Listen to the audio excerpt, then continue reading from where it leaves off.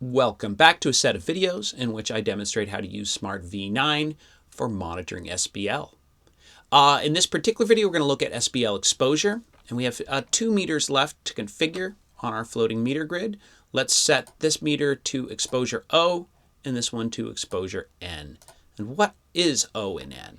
Well, hearing damage and potential of hearing loss, it isn't just about being exposed to a loud sound, it's about how long you were exposed. It's the combination of intensity and duration that make for the severity of exposure and the potential for hearing damage.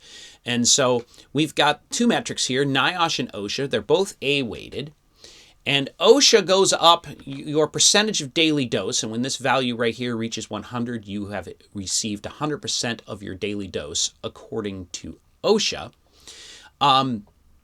This goes up so that louder sounds, every time you go up by 5 dB in SPL, you will have half the amount of time you're allowed to be exposed to it. And so this value goes up relatively slowly, and over 8 hours being exposed to, say, about 85 dB SPL, you will reach 100%. Now, exposure N is more focused on preventing hearing loss. Exposure O is about establishing liability limits and requirements for employers and how loud they can have their workplaces. But exposure N is more focused on preventing hearing loss. And so exposure N is going to go up a lot faster. In fact, since I started making these videos, I have produced at this measurement mic about 2% of the daily dose, my daily dose of SPL. Exposure according to NIOSH. And so NIOSH goes up a lot faster. That's because NIOSH, every time you go up by 3 dB in SPL, your exposure time will half. So this is going up by 3, where OSHA goes up by 5 to achieve a halving. So that's what's going on here.